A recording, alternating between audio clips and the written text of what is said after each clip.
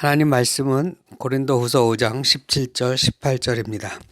누구든지 그리스도 안에 있으면 새로운 피조물이라. 이전 것은 지나갔으니 보라 새 것이 되었도다.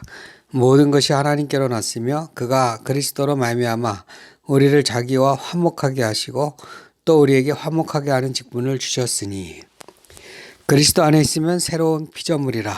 이는 하나님과 나와의 관계가 근본적으로 달라졌다는 뜻입니다. 하나님과 내가 화목해졌다는 뜻입니다. 모든 성도는 하나님과의 화목으로 인하여 세상에 대해 근본적으로 다른 관점을 가지며 살게 됩니다. 하나님과의 화목이 이루어지지 못할 때 세상 사는 일은 오직 사람들과의 관계만을 고려합니다. 그래서 모든 것이 거래나 시장주의라는 방식으로만 이루어집니다. 이러한 거래나 시장주의 방식도 정의롭고 공정하기보다는 강한 사람들 중심으로 움직여집니다. 거래나 시장주의 중심에서 이 세상은 욕망의 대상이면서 동시에 두려움의 대상이 됩니다. 세상이 정한 삶의 방식으로만 모든 것을 주고받아야 하기 때문입니다. 세상에 대한 이러한 관점에서 벗어나서 새로운 관점을 가지게 되는 것이 새로운 피조물이 되는 것입니다. 세상 사람들의 가장 큰 특징은 자신들의 삶 속에서 하나님을 전혀 생각하거나 고려하지 않는 것입니다. 성경은 사람들의 이러한 무관심과 아무 생각 없음과 하나님에 대한 의도적인 무시를 가리켜서 죄라고 부릅니다. 성경에서 말하는 죄는 사람들의 부도덕적인 행위라기보다는 잘못된 판단이나 잘못된 평가들입니다. 잘못된 시각을 가리켜 죄라고 말하는 것입니다. 오늘날 교회의 목사나 성도들이 교회 안에서 의 온갖 활동과 시간을 보내는 생활이 마치 신앙생활인 줄 여기는 것도 지독히 잘못된 편견이요 잘못된 판단입니다. 성경에서 말하는 죄는 사람들이 만든 울타리에서 결코 벗어나지 않으려는 그러한 고집된 성향인 것입니다. 사람들이 가지는 모든 인식이나 평가나 편견들은 일종의 보이지 않는 울타리입니다. 유대의 바리새인들은 율법이라는 울타리 안에서 생각하고 바라보았습니다. 그러므로 그들은 자신들만이 하나님에 대해 잘 알고 있고 하나님의 뜻을 잘 안다고 생각했습니다. 율법이라는 울타리는 그들에게 하나님을 알게 하기도 했지만 자기들만이 하나님을 아주 잘 아는 것처럼 마치 큰 편견과 오해를 갖게 했습니다. 예수님은 바리새인이나 율법학자들과 달랐습니다. 예수님은 자신을 율법의 틀에 가두지 않았습니다. 예수님은 성령으로 충만하셨고 성령 안에서 아버지 하나님을 의지하고 믿고 순종하는 삶을 사셨습니다. 오늘날 세상에서는 성령을 무슨 사상이나 가르침으로 보려는 현상들이 나타나고 있습니다. 그러나 성경에서 말하는 성령은 단순히 가르침이나 사상이 아니라 하나님 아버지에게서 직접 나오신 인격적인 하나님이십니다. 아들과 아버지 하나님을 알게 하시고 증거하시는 분으로 인격적인 하나님으로 우리에게 나타나신 분이십니다. 예수님은 하나님을 아바 아버지라고 불렀습니다. 하나님과 자신의 관계를 아빠와 아들의 관계라고 하셨습니다. 부모와 자식의 관계는 다른 관계와 많이 다릅니다. 부모는 자식에게 어떤 사상이나 이념이나 어떤 지식을 가르치지 않습니다. 사상이나 지식이나 이념이란 상대방을 지배하려는 도구인 것입니다. 이런 것들을 가르치는 곳은 학교요, 정부요, 기업이요, 사회요, 국가입니다. 이것을 가르치는 것은 상대방을 지배하려는 의도와 속성 때문입니다. 부모나 자식은 이런 지배를 필요로 하지 않습니다. 부모와 자식의 관계는 서로 개선하지 않는 관계입니다. 서로 친밀한 관계입니다. 서로 자기 자신을 내어줄 수 있는 관계입니다. 서로를 귀히 여기는 관계입니다. 부모와 자식은 본래 하나입니다. 예수님은 제자들에게 너희도 하나님을 아바 아버지라 부르라고 했습니다. 예수님은 나는 너희로 하나님과 화목하게 하려고 왔다고 했습니다. 예수님은 율법이 너희를 지배하는 굴레가 되어서는 안 된다고 했습니다. 율법의 의도는 하나님과 같이 사는 삶이 어떤 것인지를 보여주려는 의도인 것입니다.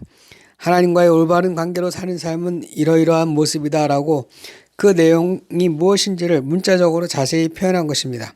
율법은 내 이웃을 내 몸처럼 사랑하라는 것이 하나님과의 바른 관계의 모습이다라고 가르치는 것입니다.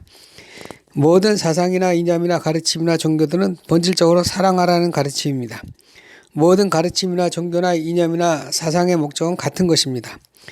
율법은 사랑하라고 말하지만 그러나 그 계명을 즐거이 받아들이고 그 계명대로 사랑할 수 있는 사람으로 나를 바꾸지는 못합니다. 율법은 화목케 하는 사람으로 나를 바꾸지는 못합니다.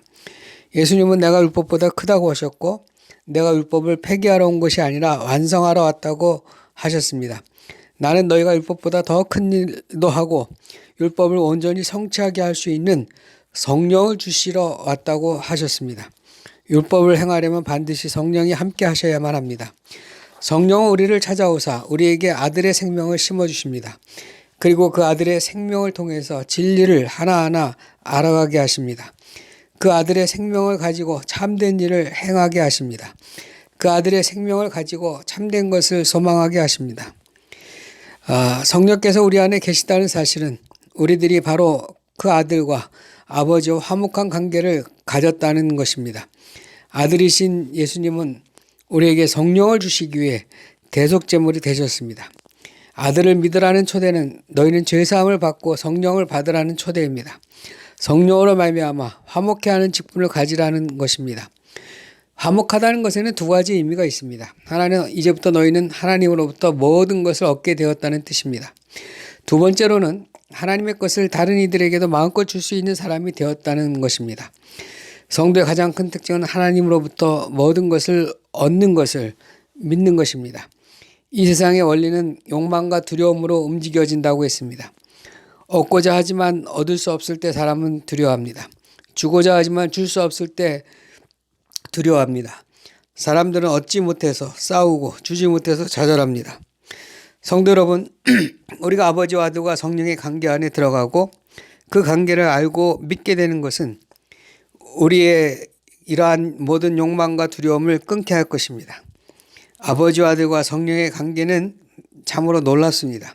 성부, 성자, 성령 하나님은 서로에게 모든 것을 온전히 내어주셨고 서로로부터 온전히 모든 것을 받는 그러한 관계셨습니다. 아버지는 아들을 내어주심으로 자신을 비우셨고 아들은 자신을 내어주심으로 자신을 비우셨고 성령도 우리에게 직접 찾아오셔서 우리 안에 거하심으로써 자신을 비우시고 내어주셨습니다. 아버지는 아들의 희생을 받으셨고 아들은 아버지의 하늘과 땅의 모든 권세를 받으셨고 성령은 우리의 믿음을 받으십니다. 아버지와 아들과 성령은 온전히 자기를 비우시고 자기를 부인하심으로 온전히 상대의 것을 받으셨습니다. 새로운 피조물은 이러한 아버지와 아들과 성령의 이러한 교제에 참여하는 것입니다. 우리의 옛 삶의 모습을 보십시오. 우리는 받지도 못하고 주지도 못합니다. 주려고 해도 사람들은 자기의 것을 고집하기에 받으려 하지 않습니다. 받고자 해도 사람들은 자기의 것을 주장하기에 주려고 하지 않습니다. 우리 옛사람은 주고받는 일에 완전히 꽝입니다. 주고받는 일이 사실상 불가능합니다. 나의 자아 때문에 결코 주고받을 수 없습니다. 이것이 인류의 죄된 모습입니다. 성도들은 아버지와 아들과 성령으로부터 모든 것을 온전히 풍성히 받습니다. 그러므로 성도는 모든 것을 받기에 모든 것을 비울 수 있습니다. 모든 것을 받기에 모든 것을 기꺼이 내어줄 수 있습니다. 세상에서 성도의 삶은 자신을 비우는 것이요 자신을 내어주는 것입니다. 성도는 온전히 주님의 것으로 채우고 주님의 것을 마음껏 내어주는 사람으로 바뀌는 것입니다. 이것이 아버지와 아들과 성령이 우리에게 가르쳐 주신 새로운 피조물의 삶입니다. 아버지와 아들과 성령은 우리가 가진 중대한 편견을 깨셨습니다. 예수님은 하나님의 나라는 오전 6시에 와서 일한 사람이나 오전 11시에 와서 일한 사람이나 오후 1시에 와서 일한 사람이나 오후 4시에 와서 일한 사람이나 똑같은 임금을 주는 것이라 했습니다. 일찍 와서 일한 사람들은 이것이 부당하다고 불의하다고 화를 냈습니다.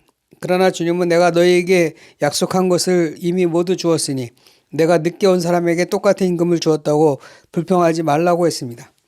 이것은 하나님 아버지는 우리와 다르다는 것을 보여줍니다. 하나님 아버지는 하늘나라에 속한 자녀들 모두에게 똑같이 충분히 넉넉히 주십니다. 그들이 늦게 일하거나 그들이 능력이 적거나 그들이 하는 일이 보잘것없어 보인다 할지라도 그들 모두에게 필요한 것을 넉넉하게 채워주시는 하나님이십니다. 하나님의 기준은 사람의 능력이나 열심이나 일한 시간이나 머리나 재능이 아닙니다. 하나님의 기준은 주님의 부르심에 주님의 초대에 응하는 것입니다. 자기의 옛 방식을 철저히 버리고 주님의 새 방식을 따르는 것입니다. 이제부터 너희는 모든 것을 하나님께로부터 받는다고 했습니다. 이제 너희는 너희의 능력과 재능과 무슨 일을 하는지와 관계없이 넉넉히 받는 자가 되는 것입니다. 새로운 피조물이 되기 위해 내게 무슨 노력이 필요한 것이 아닙니다. 내게 특별한 능력이 필요한 것이 아닙니다. 내게 멋진 일이 주어지는 것이 아닙니다. 주를 믿음으로 새로운 피조물이 이미 되었습니다. 내가 해야 할 일은 옛 것을 벗어버리는 일을 해야 하는 것입니다.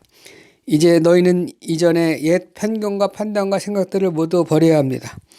내 능력이 모자랍니다. 내 하는 일이 별거 없습니다. 나는 무능합니다. 이런 모든 생각들을 버려야 합니다. 나는 베풀 수 없습니다. 줄 수 없습니다. 나는 늘 모자랍니다. 이런 생각들을 버려야 합니다. 하나님은 너희의 작은 일들을 귀중하게 여기시고 복되다고 말합니다.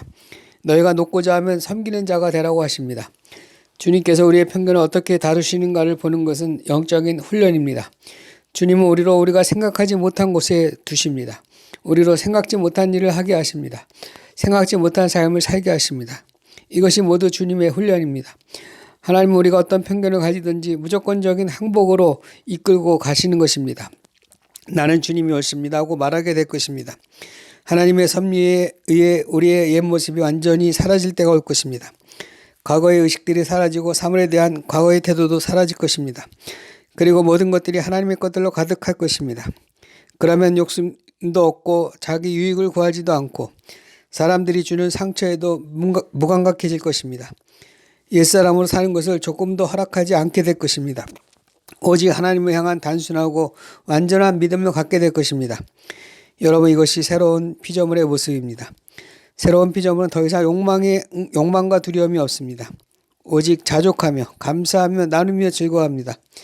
새로운 피조물을 만드시는 우리 주님께 찬양을 돌리시기 바랍니다. 아멘.